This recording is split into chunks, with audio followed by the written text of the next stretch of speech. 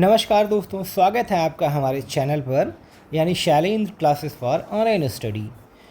UPPCS की परीक्षाओं में प्राचीन इतिहास का एक बहुत बड़ा और महत्वपूर्ण रोल रहता है दोस्तों। अक्सर स्टूडेंट्स इसके सिलेबस की गहराई को देखकर घबरा जाते हैं, लेकिन आज से हम प्राचीन इतिहास को बहुत बिल्कुल नए और आसान नज़रिए से शुरू करने जा रहे हैं। इस पूरी सीरीज में हम ना सिर्फ पाषाण काल, सिंधु घाटी सभ्यता, वैदिक काल और मौर्य साम्राज्य जैसे महत्वपूर्ण टॉपिक्स को कहानी की तरह समझेंगे, बल्कि प्रीवियस ईयर्स क्वेश्चंस यानी पीवाईक्यूज और यूपीपीएससी के बदलते पैटर्न को भी डिकोड करेंगे। हमारा टारगेट रहेगा कि परीक्षा में प्राचीन इतिहास से आने वाला एक भी प्रश्न आपकी पहुंच से बाहर ना हो।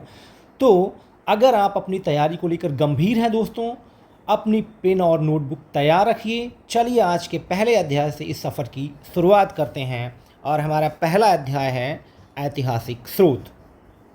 तो दोस्तों, किसी व्यक्ति, समाज अथवा देश से संबंधित महत्वपूर्ण, विशिष्ट व सार्वजनिक क्षेत्र की घटनाओं, तथ्यों आदि का कालक्रमिक विवरण यानी क्रोनोलॉजिकल डिस्क्रिप्शन क्या कहलाता है? इतिहास कहलाता है दोस्तों।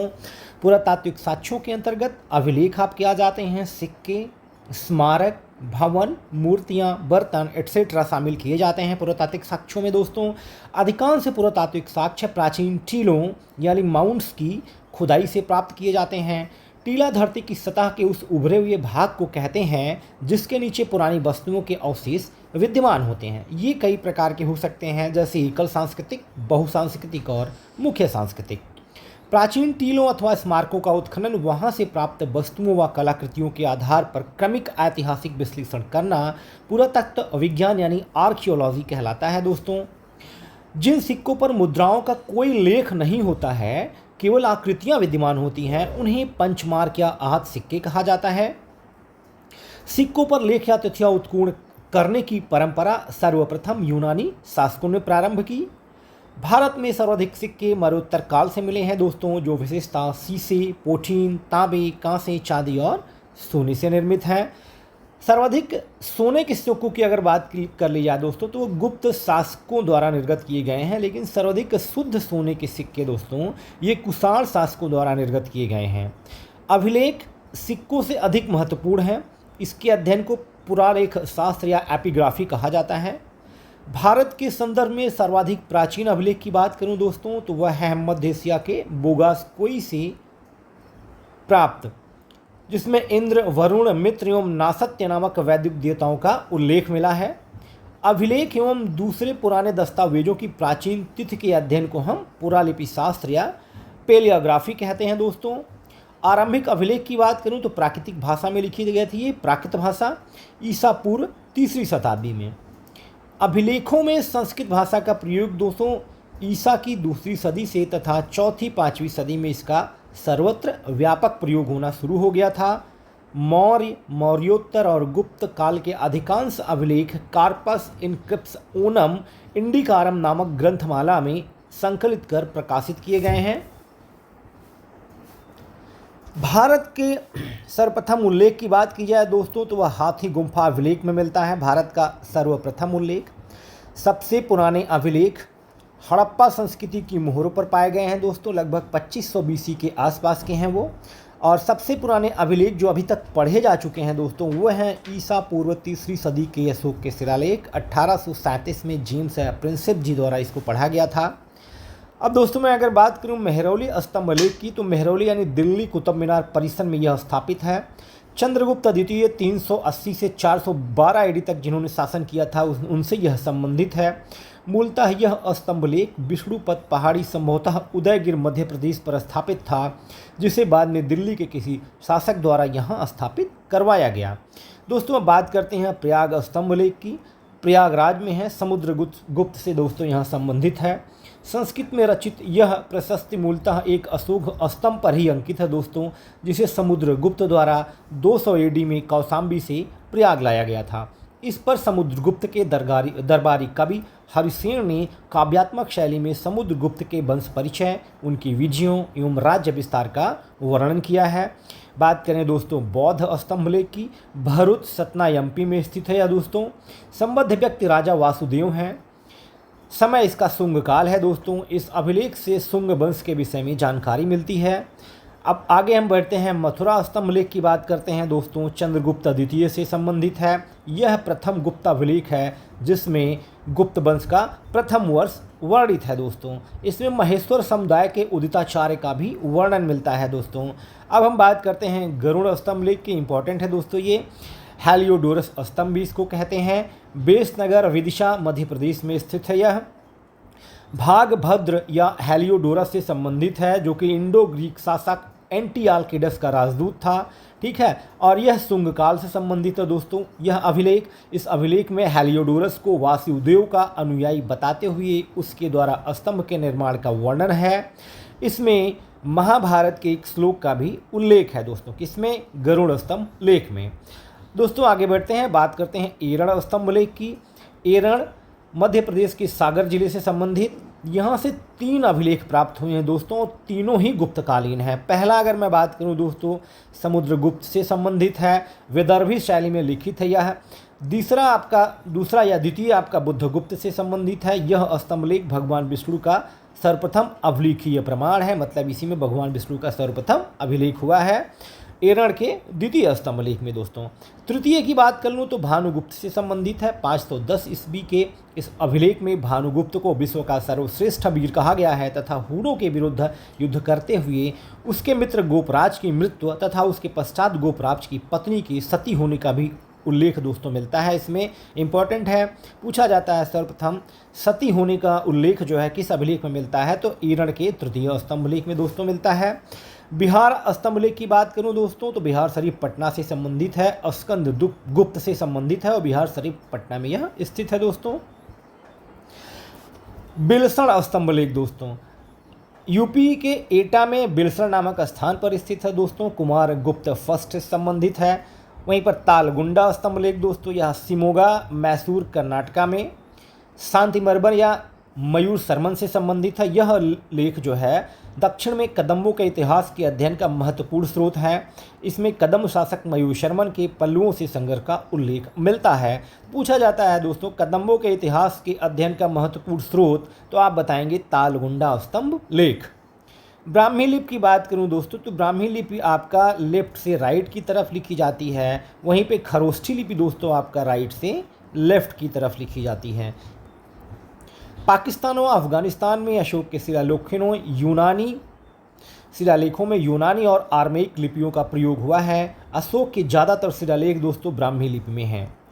अब दोस्तों बात करते हैं वेदांग की। तो वेदों के अर्थ को समझने व सूक्तों के सही उच्चारण के लिए वेदांग की रचना की गई थी दोस्तों। यह संख्या में कुल 6 है। पहला है आपका शिक्षा, दूसरा है व्याकरण, तीसरा दोस्तों है कल्प यानी वैदिक कर्मकांडों को संपन्न कराने हेतु विधवा नियम इसमें बताए गए हैं। चौथा आपका निरुक्त है दोस्तों। निरुक्त मतलब शब्दों की व्युत्पत्ति होत नियम इसमें बताए गए कि शब्द जो है कैसे उत्पन्न हुए हैं और कैसे उनका प्रयोग करना है। यह भाषा शास्त्र का प्रथम ग्रंथ माना जाता है। कौन? निरुक्त। इसकी रचना यास्क ने की थी दोस्तों। पांचवा आपका छंद है। छठा आपका दोस्तों ज्योतिष है। ज्योतिष जो है इसके प्रसिद्ध आचार्य कौन थे? लगध मुनि। दोस्तों अब बात करते हैं सूत्र लेखन की। तो सूत्र लेखन का सबसे विख्यात उदाहरण पाणिनि का व्याकरण ग्रंथ अष्टाध्यायी है, जो 400 BC के आसपास लिखा गया था। महाभारत को दोस्तों जय संहिता, जिसमें केवल 88 से श्लोक मिलते हैं, तथा सतसहस्त्री संहिता जिसमें 1 लाख से अधिक श्लोक मिलते हैं के नाम से भी जाना जाता है। शुरुआत में दोस्तों जब ये बना था तो जय संहिता के नाम से आया था। उसमें 88 से श्लोक थी। बाद में उसमें जब श्लोक जुड़ते गए तो वो सतसहस्त्री संहिता कहलाई। राजाओं के द्वारा कराए जाने वाले अनुष्ठान व 3 उच्च वर्णों के धनाढ़ पुरुषों द्वारा किए जाने वाले अनुष्ठान व सार्वजनिक यज्ञों के विधि विधान श्रौत सूत्रों में दिए गए हैं दोस्तों। जात कर्म यानी जन्मानुष्ठान, नामकरण, उपनयन, विवाह, श्राद्ध आदि घरेलू अनुष्ठानों का विधि विधान गृह सूत्रों में पाया जाता है। अब दोस्तों अगर मैं स्थूल सूत्र की बात करूं तो मैं यज्ञ वेदी के निर्माण के लिए विविध प्रकार के मापों का विधान है दोस्तों। ज्यामिति और गणित का अध्ययन वहीं से आरंभ होता है। कहाँ? स्थूल सूत्रों से दोस्तों। धर्मसूत्र, स्मृतियाँ और टीकाएँ, इन तीनों को मिलाकर धर्मशास्त्र कहा जाता है। कौटिल्य का अर्थशास्त्र 15 अधिकरणों या खंडों में विभक्त है। पूछा गया है दोस्तों कितने अधिकरणों में, आप बताएंगे 15 अधिकरणों में। संगम साहित्य के प्रमुख ग्रंथ दोस्तों तोलाकाप्पियम है, शिल्पाधिकारम है और मणिमेखला है दोस्तों। अब बात कर लेते हैं दोस्तों चीनी लेखकों की। तो पहला देखिए था फाहियान, जो 399 से 414 ईस्वी तक यहाँ रहा। इसने फो क्यो क्यू की रचना की दोस्तों, चंद्रगुप्त द्वितीय के काल में आया था। दूसरा आपका सुंगयुन था दोस्तों, 512 से 13 एडी में आया था। बिहार व बंगाल की तत्कालीन राजनीति, आर्थिक व धार्मिक स्थितियों का इसने उल्लेख किया। फिर आया दोस्तों ह्वेनसांग, 629 से 645 ईस्वी तक रहा। इसकी रचना है CU की, बहुत ही इंपॉर्टेंट पुस्तक है इसकी। हर्षवर्धन के काल में आया, नालंदा विश्वविद्यालय में इसने पढ़ाई की दोस्तों। आगे बढ़ते हैं दोस्तों, इत सिंह के बारे में बात करते हैं। 671 से 93 ईस्वी तक रहा। बंगाल के ताम्रलिप्ति, वर्तमान में इसको तामलुक कहते हैं, में 3 वर्ष तक संस्कृति का दोस्तों इसने अध्ययन किया। हर्षकालीन समाज के बारे में इसने बताया। इसके बाद दोस्तों मातवेन लिन आया था 7वीं शताब्दी में। हर्षवर्धन के पूर्वी भारत पर आक्रमण अभियान का वर्णन इसने किया था। फिर दोस्तों चाऊ जू कुआ की बात कर लेते हैं, 1225 से 1254 ईस्वी तक रहा। रचना चूफांची, क्या है चूफांची, 13वीं शताब्दी के चीनी अरबी व्यापार का विवरण जो है इसमें मिलता है, किसमें, चूफांची में। पेरिप्लस ऑफ द एरिथ्रियन सी की अगर मैं बात करूं दोस्तों, तो यूनानी भाषा में लिखी गई है। लाल सागर, फारस की खाड़ी व हिंद महासागर में होने वाले रोमन व्यापार का यह वृत्तांत है दोस्तों, ठीक है। इसका जो लेखक है वो अज्ञात है, अभी तक इसके बारे में किसी को जानकारी नहीं किसने यह लिखा था। वहीं पर टालमी दोस्तों, इसने ज्योग्राफी लिखी है यूनानी भाषा में। प्लिनी ने दोस्तों नेचुरल हिस्टोरिका की रचना की है लैटिन भाषा में दोस्तों। भारत व इटली के बीच होने वाले व्यापार की जानकारी मिलती है दोस्तों, किसमें, नेचुरल हिस्टोरिका में। कास्मास इंडिका प्लेस्टस, यह यूरोपीय यात्री था दोस्तों, एक 535 एडी में भारत आया था तथा क्रिश्चियन टोपोग्राफी नामक ग्रंथ की रचना की थी। किसने, कास्मास इंडिका प्लेस्टस ने। भारत व श्रीलंका के व्यापारिक संबंधों का वर्णन इसमें मिलता है दोस्तों। फिर सुलेमान आया 9वीं शताब्दी में दोस्तों भारत में। पाल व प्रतिहार शासकों के विषय में इसने वर्णन किया है, किसने, सुलेमान ने दोस्तों। फिर दोस्तों आया अल मसूदी, 941 ईस्वी में भारत आया। राष्ट्रकूट शासकों के विषय में दोस्तों इसने वर्णन किया है अल मसूदी ने। फिर दोस्तों आया अल बरूनी, महमूद गजनबी का समकालीन था दोस्तों। तहकीके हिंद जो है या किताबुल हिंद की रचना उसने की, किसने, अल बरूनी ने। इंपॉर्टेंट बुक है इसकी, कई बार पूछा गया है दोस्तों। कुछ अभिलेख है, उनसे संबंधित शासक कौन कौन से हैं तो देख लेते हैं। हाथी गुम्बा अभिलेख आपका दोस्तों कलिंग नरेश खारवेल से संबंधित है।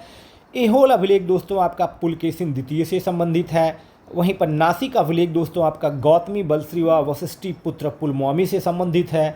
जूनागढ़ अभिलेख दोस्तों आपका रुद्रदामन से संबंधित है। मंदसौर अभिलेख आपका दोस्तों मालवा नरेश यशो बर्मन से संबंधित है।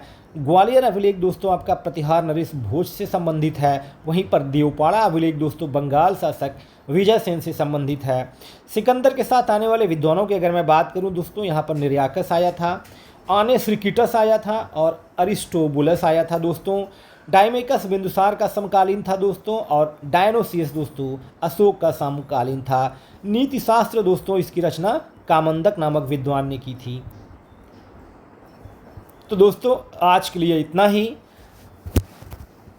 चैनल को सब्सक्राइब करें, लाइक करें, समझ में आया तो शेयर ज़रूर करें। तब तक के लिए थैंक यू।